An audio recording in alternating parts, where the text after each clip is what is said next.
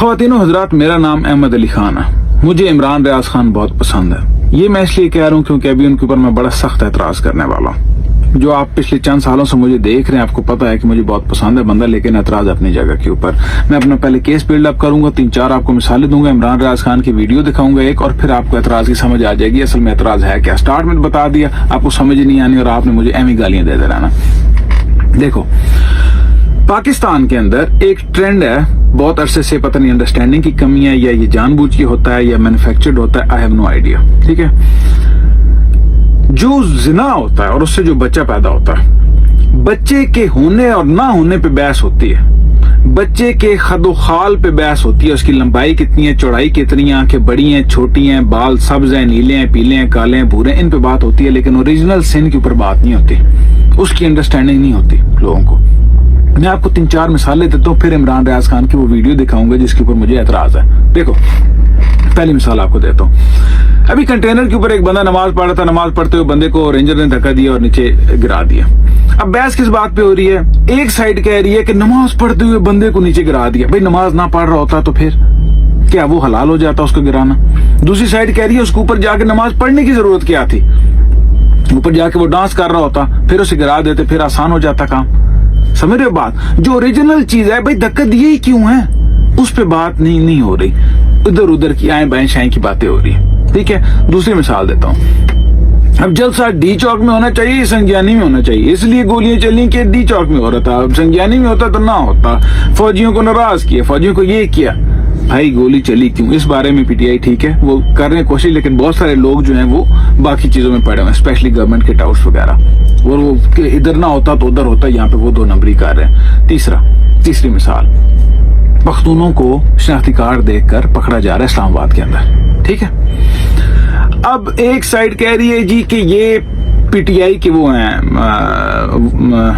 PTI के जलसे में आना था या पीटीआई की रैली में शिरकत कर रहे थे और वापस जा रहे थे, ये उनमें कर रहे नहीं कर रहे ये।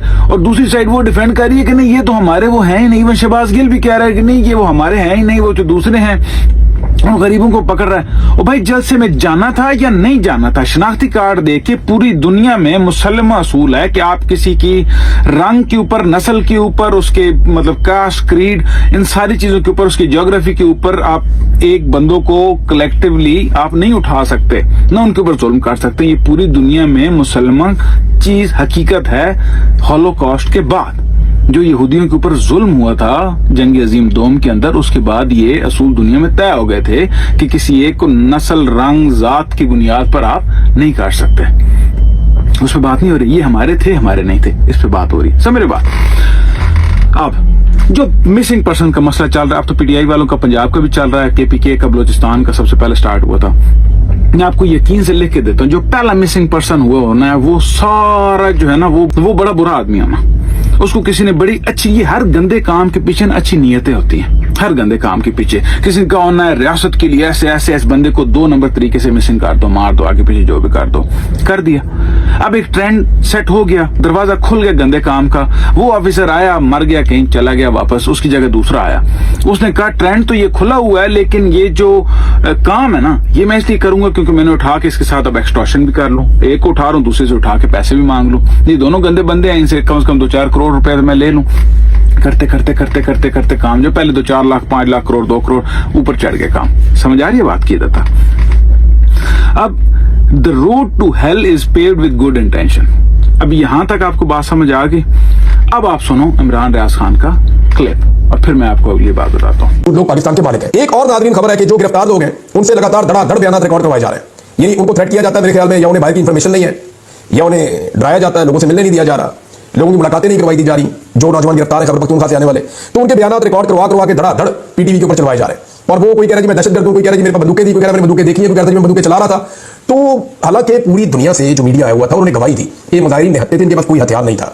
और पुलिस की हिरासत में इस किस्म के बयान की कोई कानूनी अहमियत नहीं होती, कोई कानूनी हैसियत नहीं होती जब तक कि कोई मजिस्ट्रेट के सामने जाकर अपनी मर्जी से बयान ना दे, जैसे कि इसहाक डार साहब ने दिया था बयान। हालांकि वो हिरासत में थे लेकिन उन्होंने अपना बयान मजिस्ट्रेट के सामने जाकर दिया था। और इसहाक डार साहब का जो बयान था कि शरीफ खानदान ने मनी लॉन्ड्रिंग की है, उसके अंदर उन्होंने सारे सबूत भी दिए थे, जो सबूत बाद में साबित हो गए थे कि वाकई में मनी लॉन्ड्रिंग की है।